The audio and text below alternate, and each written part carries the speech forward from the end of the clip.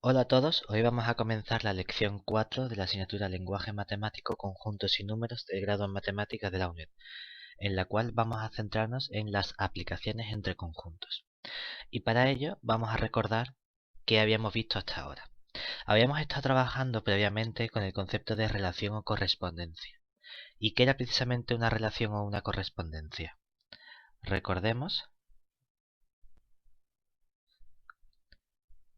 que una relación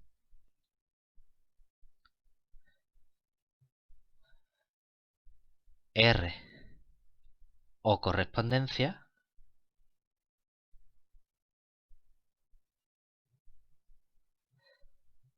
era simplemente un subconjunto del producto cartesiano.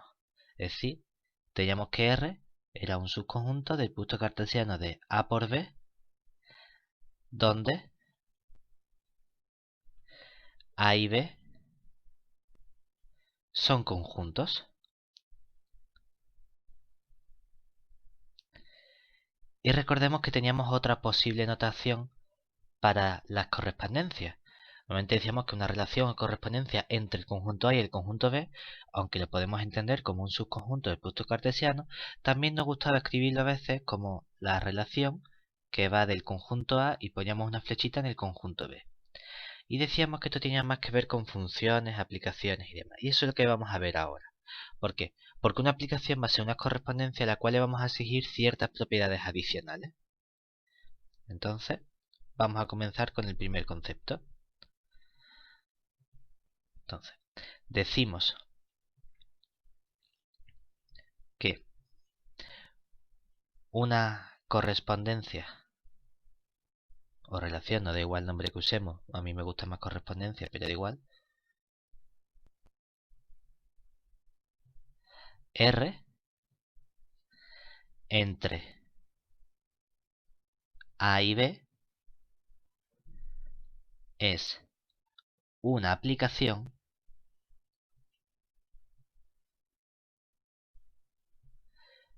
si, ¿qué tiene que ocurrir? A cada valor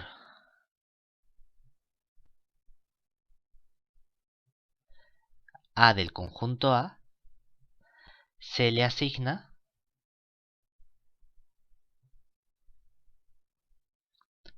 un único valor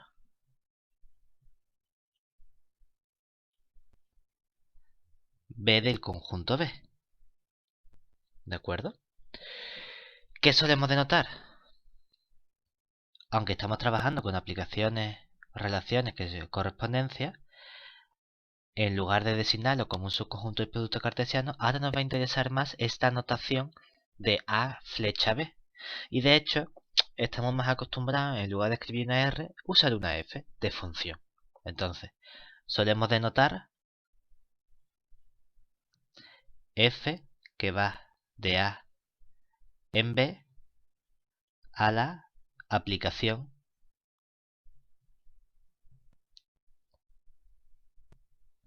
que en realidad la F formalmente es lo que sería el subconjunto del producto cartesiano de A con B. Pero nos gusta más esta notación. De este modo,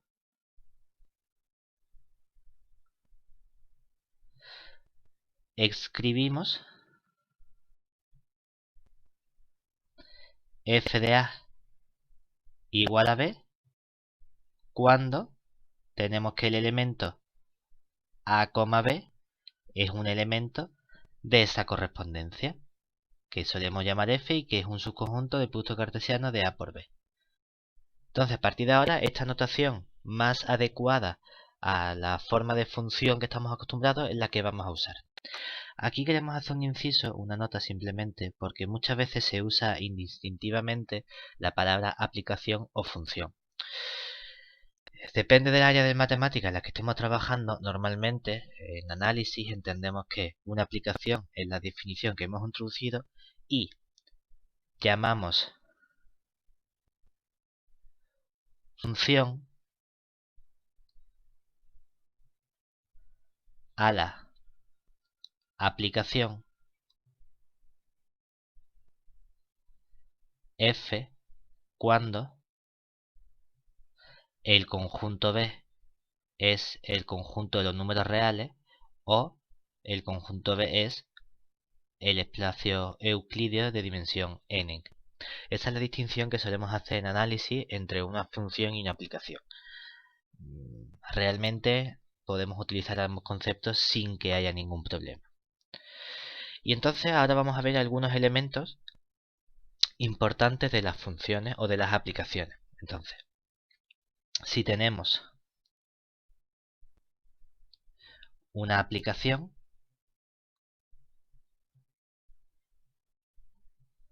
f, que va del conjunto A en el conjunto B, llamamos,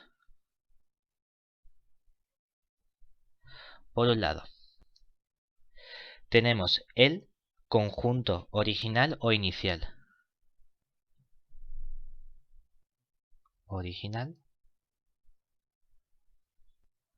o inicial, que no es otra cosa que el conjunto A en el que empieza nuestra función.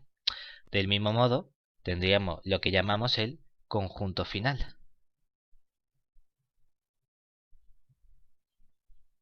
que sería el conjunto B.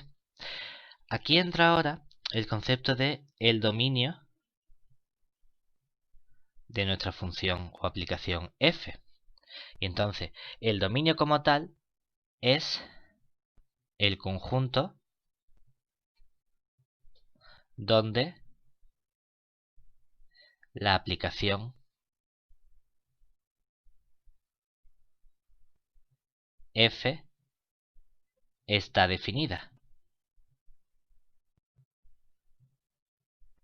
Y además se supone que debe coincidir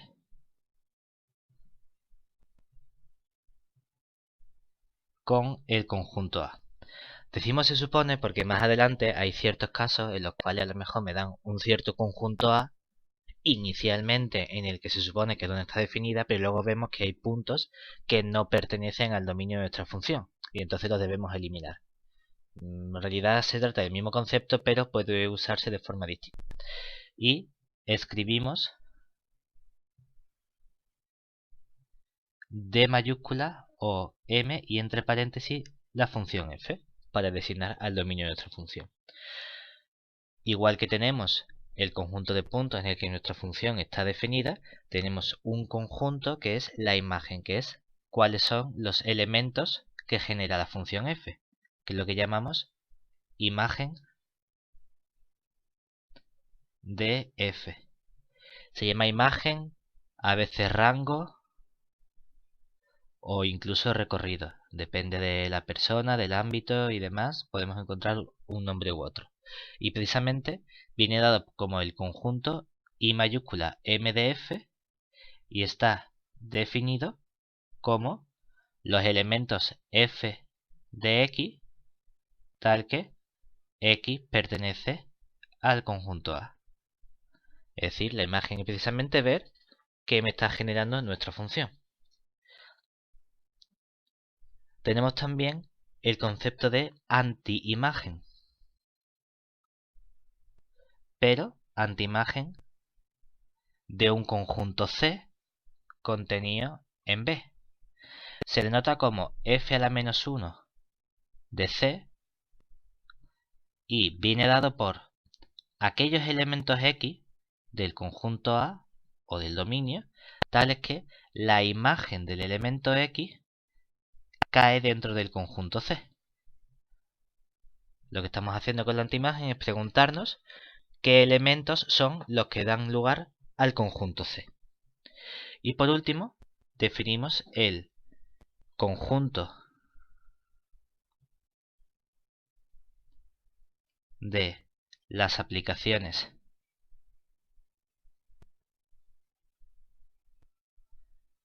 entre A y B como hay veces que vamos a encontrar notación con una F caligráfica de A, B. Hay veces que vamos a encontrarlo como el conjunto B elevado al conjunto A, que esto no es que lo estemos elevando, simplemente es una forma de escribirlo. ¿De acuerdo? Podemos tener la notación que más nos interese.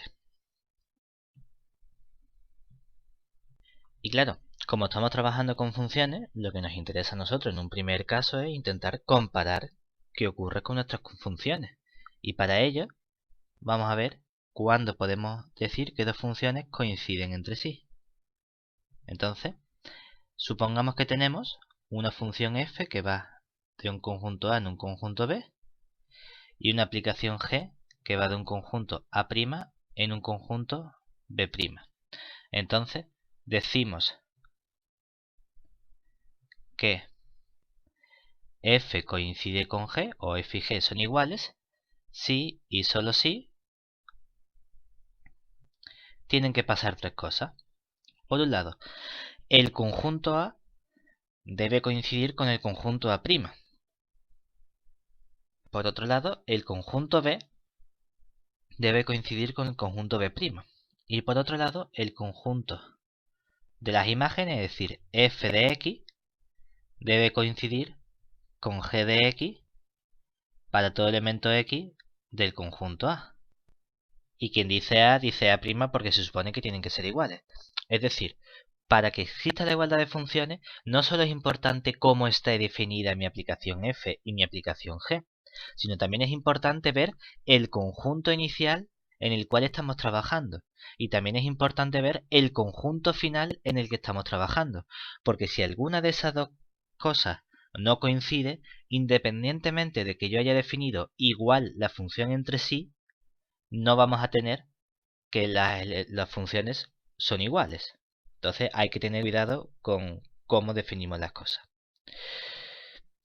Y a continuación vamos a ver qué pasa cuando combinamos funciones entre sí, que es lo que vamos a conocer como la composición de funciones o de aplicaciones. Entonces, si tenemos dos funciones o aplicaciones, f que va del conjunto A en el conjunto B y g que va del conjunto B en un cierto conjunto C, que son aplicaciones, definimos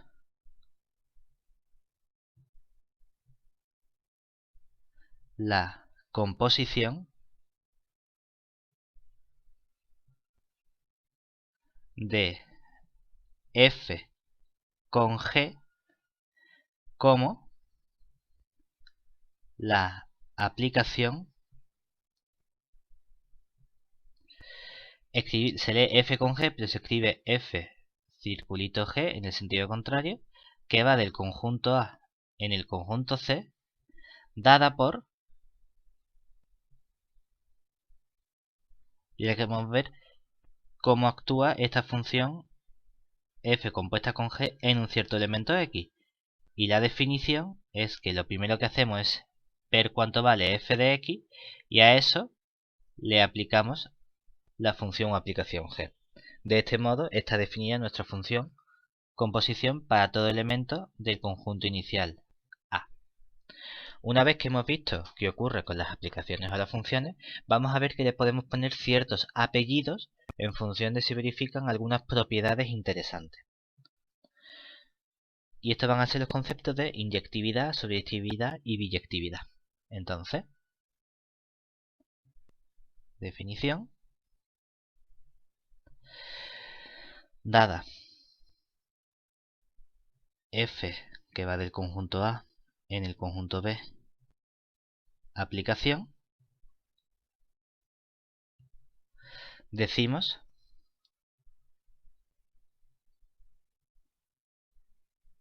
que f es, por un lado, inyectiva si tenemos que f de x igual a f de un cierto elemento x tilde, implica que el elemento x coincida con el elemento x tilde. O, análogamente, y aquí podríamos utilizar la parte del tema 1 de la lógica proposicional, A implica B es equivalente a no B implica no A. Es decir, si x distinto de x tilde implica que las imágenes f de x y f de x tilde son distintas entre sí. Y esto para todo elemento x que coja, bueno, x y x tilde que cojamos de nuestro conjunto A. Es decir, si las imágenes son iguales es que tienen que ser del mismo punto. Por otro lado tenemos el concepto de sobreyectividad. Es decir, decimos que la aplicación f es sobreyectiva si para cualquier elemento de la imagen, cualquier elemento y del conjunto B, existe un elemento x del conjunto A, de modo que dicho elemento y es la imagen por f del elemento x. Es decir, todo elemento del conjunto final es imagen de algún elemento del conjunto inicial. Y por último, hablaremos de biyectividad, es decir, diremos que la aplicación f es biyectiva si es inyectiva y sobreyectiva.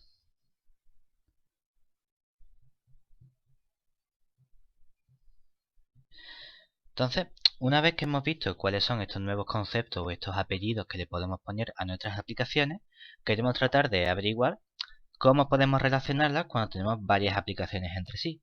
Y sobre todo, qué ocurre si lo relacionamos con la aplicación composición que hemos estudiado ahora. Porque hemos visto que tenemos un modo de combinar aplicaciones entre sí a través de esta composición. Y como le hemos puesto ciertos nombres importantes a las aplicaciones, que son inyectiva, sobreyectiva y biyectiva, nos preguntamos qué ocurre si tenemos varias aplicaciones y las combinamos bajo estas condiciones. Esto es uno de los primeros resultados que vamos a estudiar. Proposición. Tenemos que, si tenemos f que va del conjunto A en el conjunto B, tenemos g que va del conjunto B en el conjunto C, y tenemos la aplicación composición f compuesto con g que va del conjunto A en el conjunto C, que son aplicaciones.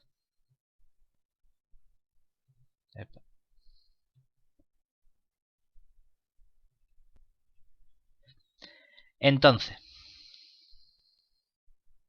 a nosotros nos interesa saber qué ocurre con la composición en función de qué propiedades tienen las aplicaciones f y g. Y entonces, por un lado, si f y g son sobreyectivas, entonces tenemos que la composición de f con g también es sobreyectiva.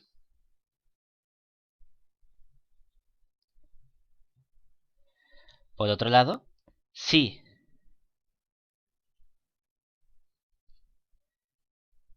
f y g son inyectivas, en particular, tenemos también que la composición de f con g también es inyectiva.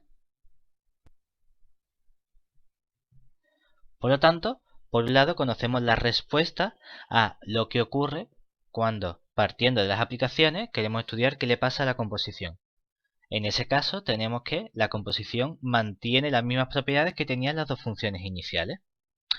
Pero por otro lado queremos ver una caracterización de estas propiedades. Pues claro, tenemos las definiciones, pero a lo mejor hay un cierto modo de ver, gracias a esta composición, cómo podemos obtener si los elementos son inyectivos, sobreyectivos o biyectivos.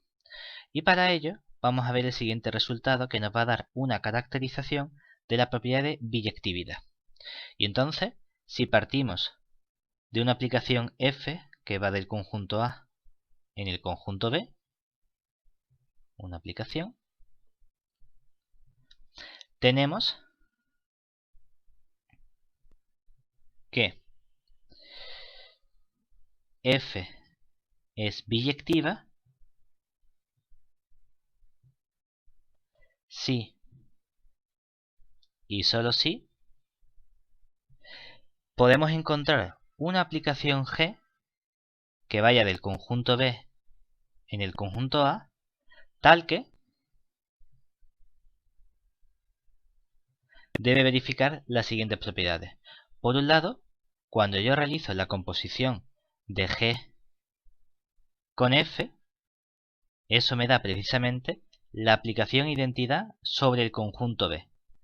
Entonces recordemos que la identidad en el conjunto B, aplicado a un elemento Y, es el elemento Y para todo elemento Y del conjunto B. Por otro lado, debe verificar que la composición de F con esta aplicación G que hemos encontrado es la identidad en el conjunto A, donde tenemos que la identidad en A de un elemento X me da el elemento X para todo elemento X del conjunto A que estudiemos. Y entonces esta aplicación G recibe un nombre, es decir, no es una aplicación cualquiera, sino que dicha aplicación G recibe el nombre de aplicación inversa de F y lo denotamos mediante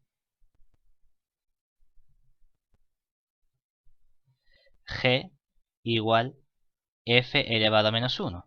Hay que tener en cuenta que esta notación F elevado a menos 1 no significa 1 entre F, y tampoco significa la notación antiimagen del conjunto. Aunque estemos utilizando las mismas letras o la misma escritura, significan cosas distintas. Entonces tenemos que tener un poco de cuidado. Claro, una vez que hemos visto precisamente esta aplicación, aquí estamos viendo que en cierto modo es una especie de recíproco del teorema que teníamos antes. Y entonces queremos ver qué ocurre con esta definición de función inversa de una aplicación F cuando queremos estudiar la composición. Y para ello vamos a estudiar los siguientes resultados. Por un lado, tenemos que si F es una aplicación que va del conjunto A en el conjunto B y G es una aplicación del conjunto B en el conjunto C, es decir, tenemos dos aplicaciones y podemos construir entonces la aplicación composición, sabemos que si F y G son biyectivas, entonces ¿qué ocurría? Tenemos por un lado, por la proposición que habíamos visto antes, si son sobreyectivas, la composición es sobreyectiva. Si son inyectivas, la composición es inyectiva. Como biyectivo significa inyectivo y sobreyectivo, sabemos que la composición de F con G es también biyectiva. Eso no es algo nuevo que nos diga este teorema, pero lo que sí nos dice es cómo calcular su inversa. Porque la aplicación inversa de F compuesta con G es precisamente componer las aplicaciones inversas pero en el orden contrario, es decir, componer la aplicación inversa de G con la aplicación inversa de F. Entonces, cuando estemos trabajando con aplicaciones biyectivas, calcular la inversa de la composición es muy sencillo. Pero aparte, podemos caracterizar, porque hasta ahora habíamos visto una caracterización únicamente para el concepto de biyectividad. De golpe, las dos cosas juntas. Pero tenemos un cierto resultado que nos permite caracterizar las propiedades de sobreyectividad e inyectividad por separado. Y para ello, tenemos que si F que va del conjunto A en el conjunto B es una aplicación, entonces tenemos que, por un lado, F es sobre y activa si y solo si somos capaces de encontrar una aplicación H que va del conjunto B en el conjunto A, tal que tiene que ocurrir que al componer la función H con F me dé la identidad en el conjunto B. Esto se conoce como inversa a la derecha.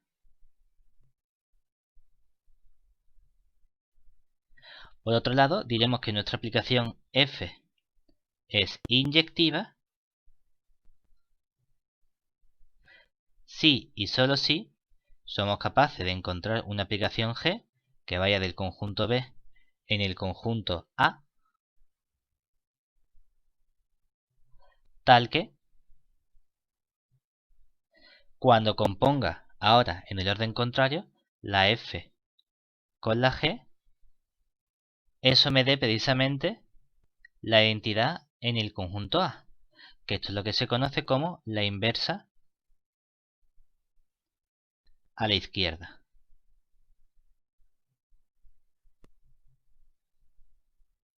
Precisamente cuando la aplicación es sobreactiva e inyectiva, es decir, cuando es biyectiva, sabemos que existe esa aplicación inversa que es única y es precisamente la inversa de la aplicación F. Con esta parte finalizamos lo que sería el estudio de las aplicaciones y los distintos conceptos de inyectividad, sobreactividad y biyectividad que podemos imponerle a dichas aplicaciones. Y ahora vamos a estudiar una parte que intenta relacionar las aplicaciones con las relaciones de equivalencia que hemos visto en el tema anterior. Para ello vamos a introducir lo que vamos a conocer como la factorización canónica. ¿En qué consiste? Factorización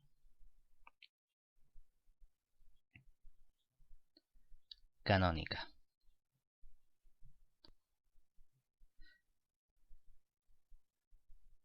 Pues bien, vamos a partir de una aplicación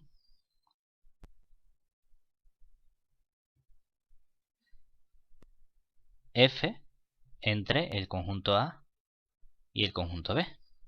Entonces, resulta que podemos definir una relación de equivalencia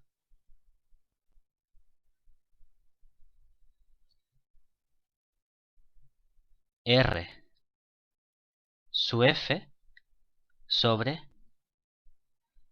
el conjunto A del siguiente modo.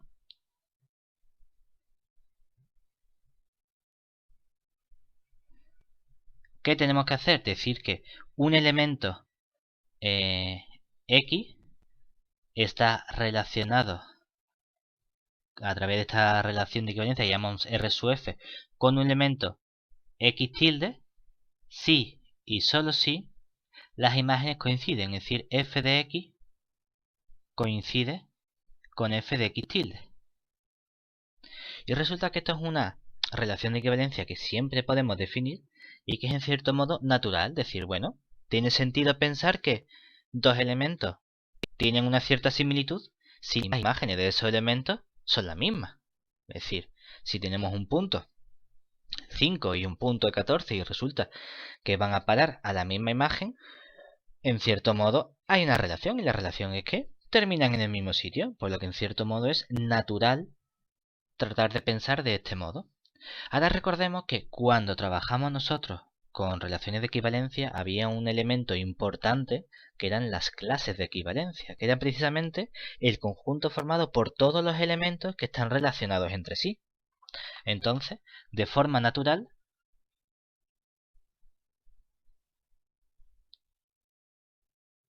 podemos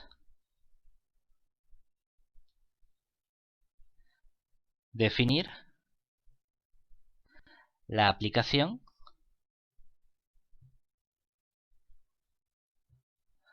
solemos llamarla f tilde, que va del conjunto A R sub f, que esto es lo que llamamos el conjunto cociente o espacio cociente, a el conjunto B, a través de ¿quién es la imagen de f tilde? Los elementos del conjunto cociente son clase de equivalencia, entonces escribimos el x entre corchetes. Y vamos a decir que la imagen de la clase de equivalencia es precisamente su representante o uno de sus representantes. Entonces, en un primer paso, ¿qué hemos construido? Hemos construido a partir de una aplicación entre el conjunto A y el conjunto B, otra aplicación que va del espacio cociente al conjunto B. Es decir, de momento tenemos que si yo tengo aquí el conjunto A y tengo aquí el conjunto B, entonces puedo ir del conjunto A al conjunto B a través de la aplicación F. Pero si aquí ahora tengo el conjunto A cociente con la relación R sub F, que es el espacio cociente, puedo ir de este conjunto al conjunto B a través de la aplicación F tilde. Entonces lo que nos preguntamos es si hay alguna relación entre esta parte que tenemos aquí. Y resulta que, en cierto modo, había una relación entre un espacio y su espacio cociente. Básicamente se trataba del mismo elemento, pero teníamos que pensarlo como si el espacio A fuese una imagen y el espacio cociente fuese el puzzle formado por dicha imagen, donde en el espacio cociente somos capaces de ver cada una de las piezas, que son las clases de equivalencia. Entonces hay una aplicación natural que va del conjunto A en su conjunto cociente y que solemos llamar P. ¿Pero quién es esta P? Tenemos que P, que va del conjunto A en el conjunto formado por las clases de equivalencia, es decir, en el espacio cociente, es la proyección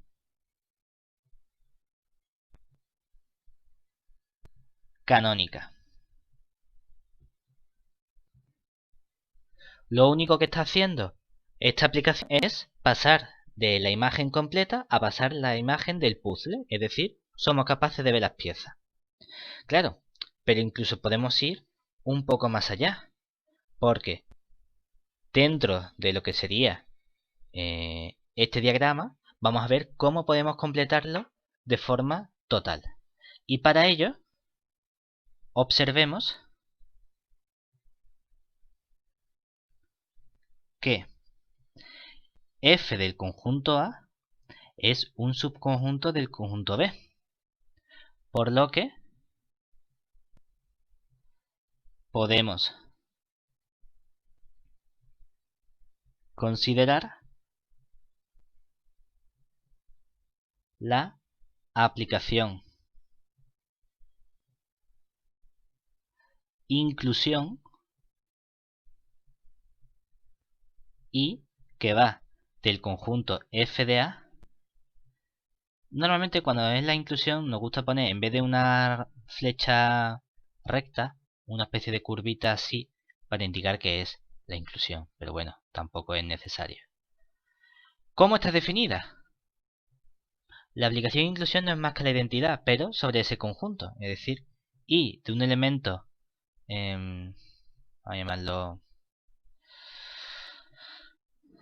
y de un elemento t es simplemente t para todo elemento t del conjunto f de A. De este modo,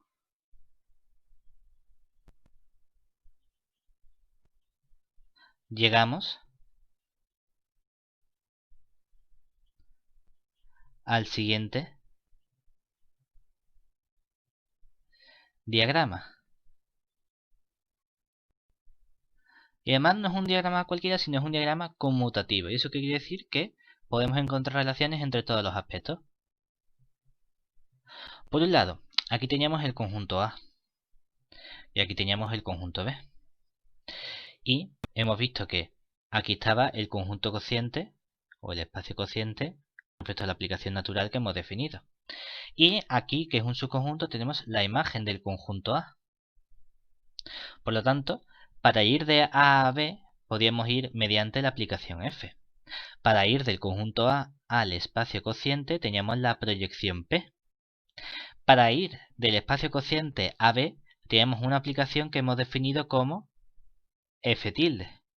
Además, entre f de A y B teníamos la inclusión I. Y que sea conmutativo significa que yo puedo ir también del conjunto cociente al espacio f de A, ¿verdad? ¿Cómo? Para ir del conjunto A cociente a f de A, lo único que tengo que hacer es el camino inverso de aquí hacia arriba, de A a B, y luego el camino inverso hacia abajo. Es decir, tendría que este camino sería, primero hago la inversa de P a la menos 1, luego voy con F hacia la derecha y por último bajo con la inclusión a la menos 1. Claro, si llamo a esta aplicación, la llamo simplemente B, obtenemos entonces que puedo escribirlo así o puedo decir simplemente que F no es otra cosa que la composición de P con esta aplicación B y con la aplicación inclusión. ¿Dónde? Perdón.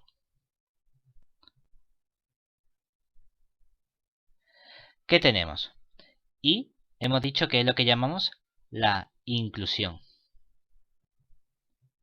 Y es una aplicación inyectiva.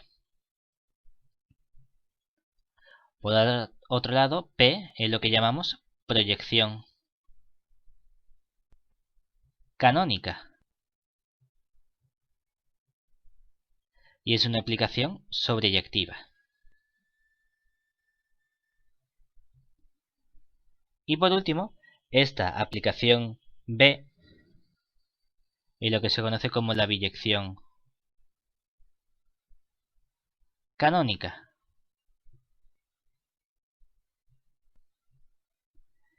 Y esta expresión que hemos escrito aquí, con esta composición, es lo que se conoce como la factorización canónica de una aplicación F. No es otra cosa que identificar quién es el conjunto A, quién es el conjunto B, quién es el conjunto espacio cociente y quién es el conjunto imagen de A, y determinar la aplicación I, la aplicación B y esta aplicación P, proyección. Una vez que determinamos cómo son cada uno de esos conjuntos y de estas tres aplicaciones, hemos obtenido la factorización canónica de una aplicación F.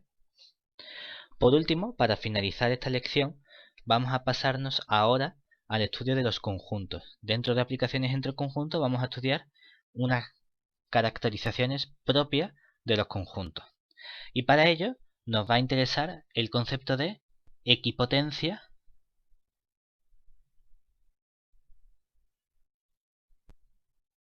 de conjuntos.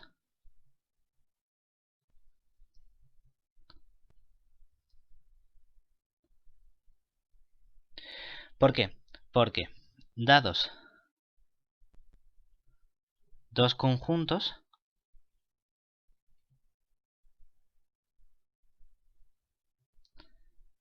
A y B, diremos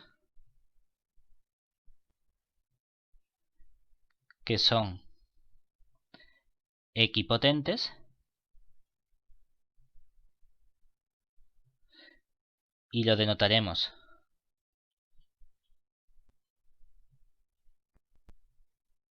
mediante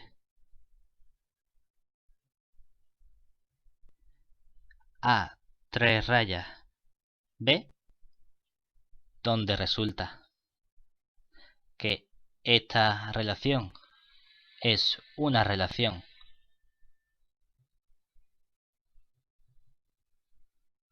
de equivalencia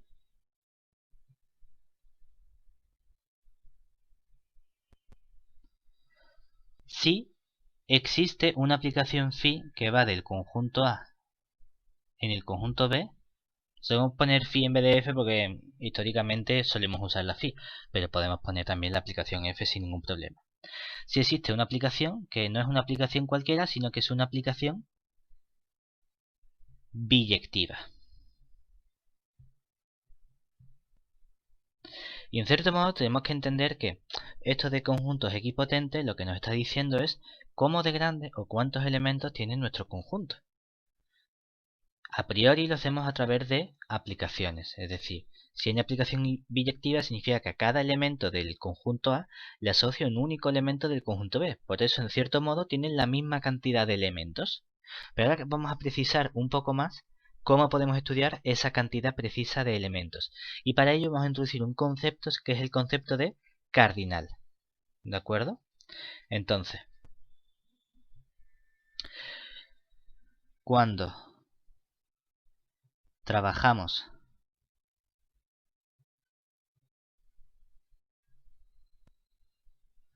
con un conjunto A, nos interesa determinar la cantidad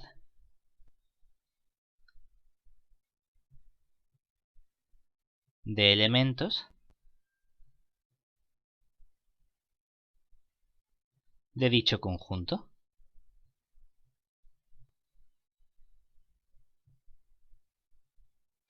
Y para ello vamos a considerar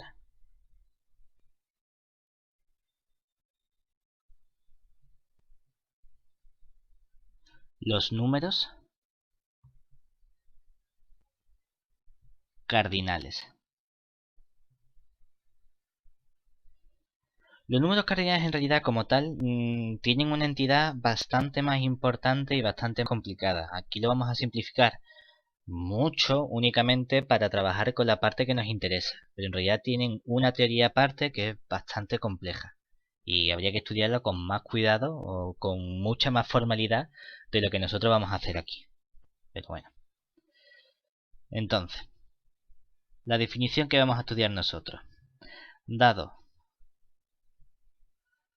A conjunto, llamamos cardinal de A y lo denotamos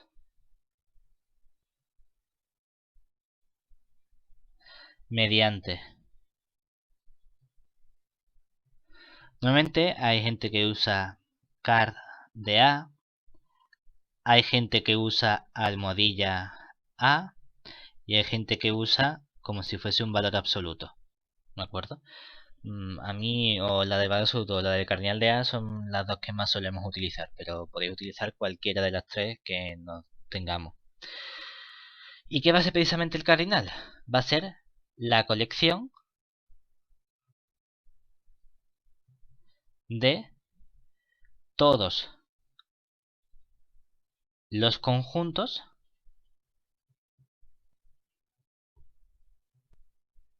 que son equipotentes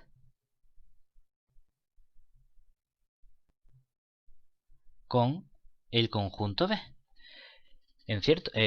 Con el conjunto A. En cierto modo lo que estamos diciendo es que el cardinal no es otra cosa que la clase de equivalencia del conjunto. ¿Cómo de grande es esa clase de equivalencia? Eso es lo que nos está dando precisamente el cardinal A. Y ahora vamos a precisar un poco para ciertos elementos. Por ejemplo, ¿qué significa el cardinal 0? Son precisamente la colección de conjuntos equipotentes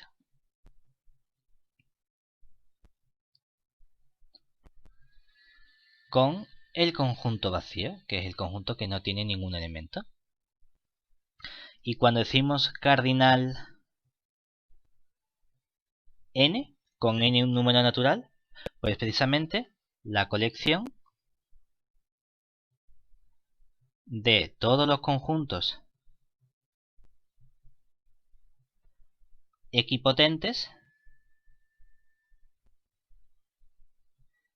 con el conjunto formado por el 1, el 2, hasta llegar al n. Por otro lado, hablaremos de cardinal de n. Es precisamente del mismo modo la colección de todos los conjuntos equipotentes, pero con el conjunto de números naturales. Es decir, sería la colección de conjuntos equipotentes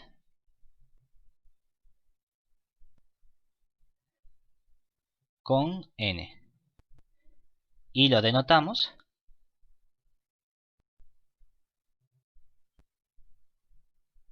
por cardinal de n igual a una especie de n curvadita 0, que es lo que recibe el nombre de Aleph 0. Formalmente Aleph 0 es el primer cardinal infinito numerable, pero bueno, no vamos a entrar en la teoría de cardinales, pero es una teoría bastante chula, pero bastante compleja. Por otro lado, otro cardinal que nos interesa sería el cardinal de los números reales. Claro, como tal es la colección de todos los conjuntos equipotentes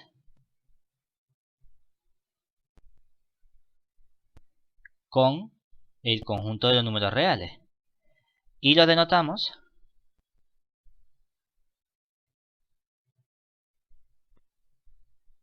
por cardinal de R igual a una especie de C, como si fuese a trocitos, que recibe el nombre de continuo. El continuo es el cardinal de los números reales, y formalmente se supone que es el primer infinito no numerable que existe. Y según la hipótesis o el axioma del continuo, no existe nada entre Aleph 0 y el continuo. Pero bueno, eso es otra teoría basada en una axiomática que habría que estudiar mucho para entrar en toda esa parte de ahí. Entonces, una vez que tenemos estos cardinales, vamos a trabajar con unos ciertos conceptos, unos apellidos que le podemos poner a los conjuntos, que van a ser, por un lado,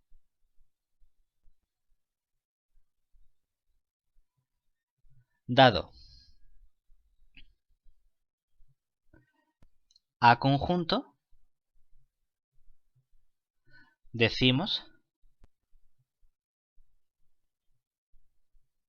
que A es, por un lado, finito,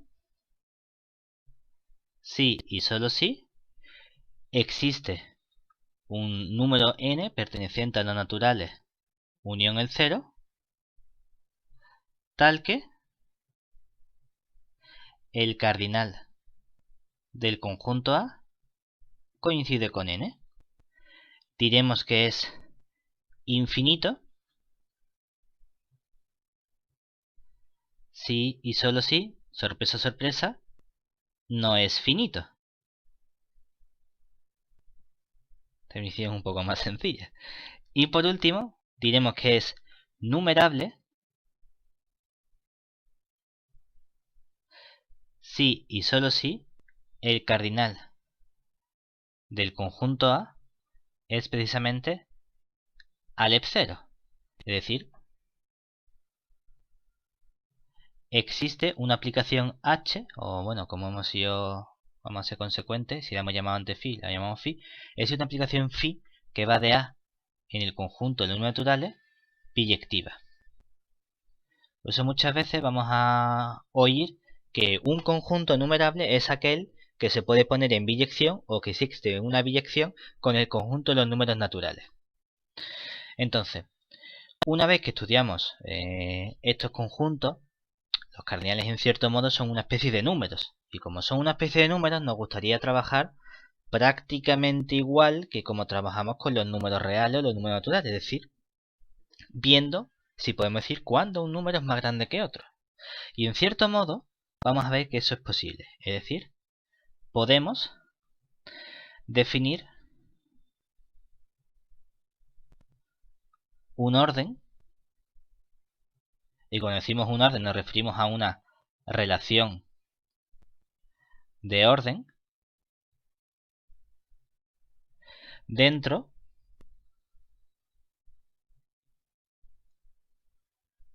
de los números cardinales. Para ello, dados A y B conjuntos, de modo que el cardinal del conjunto A es igual a n y el cardinal del conjunto B es igual a m, diremos que el cardinal n es menor o igual que m, y este menor o igual que ponemos aquí es esta relación de orden que yo estoy definiendo, si y solo si existe una aplicación phi que va del conjunto A en el conjunto B inyectiva. Esto parece a priori como complicar las cosas, decir, bueno, estamos definiendo el orden normal y corriente, sí, pero cuando son números finitos no es tan complicado. Pero esto lo que nos está diciendo precisamente es que podemos categorizar los tipos de infinitos. Es decir, cuando el cardinal del conjunto A es infinito y el cardinal del conjunto B es infinito, aquí podemos decir cuándo un infinito es más grande que otro. Y para ello lo único que tenemos que encontrar es una aplicación phi que vaya de un conjunto en otro que sea inyectiva. Es decir, los cardinales son una especie de extensión de los números acostumbrados con los que solemos trabajar. Y por último, tenemos un resultado que nos permite determinar precisamente relaciones entre estos conjuntos. Y es lo que se conoce como el teorema de Cantor, Bernstein y Schroeder. ¿Qué nos afirma este resultado? Pues que, dados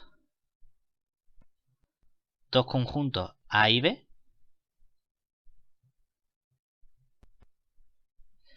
si tenemos una aplicación F que va del conjunto A en el conjunto B y una aplicación G que va del conjunto B en el conjunto A. De modo que son aplicaciones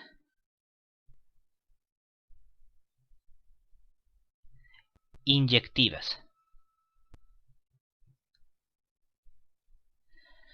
Claro, por un lado, ¿qué nos está diciendo? Si existe una aplicación inyectiva entre A y B, lo que estamos diciendo es que el cardinal del conjunto A es menor o igual que el cardinal del conjunto B, ¿verdad? Y por otro lado, si existe una aplicación inyectiva entre B y A, lo que me está diciendo es que el cardinal del conjunto B es menor o igual que el cardinal del conjunto A. Por lo tanto, esos dos elementos tendrían que ser iguales. Si n es menor o igual que m y m es menor o igual que n, tienen que coincidir. Pues eso es precisamente lo que nos dice este teorema, pero con aplicaciones. Es decir, entonces existe una aplicación H que va de A en B biyectiva. Y recordemos que eso significa que A y B son equipotentes y por lo tanto tienen la misma cantidad de elementos. Es decir, que aunque lo hemos escrito de forma con aplicaciones, otra posible reescritura sería decir, si el cardinal de A es menor que el cardinal de B y el cardinal de B es menor que el cardinal de A, entonces los dos cardinales son iguales. Y con esto vamos a terminar la lección 4 de la asignatura.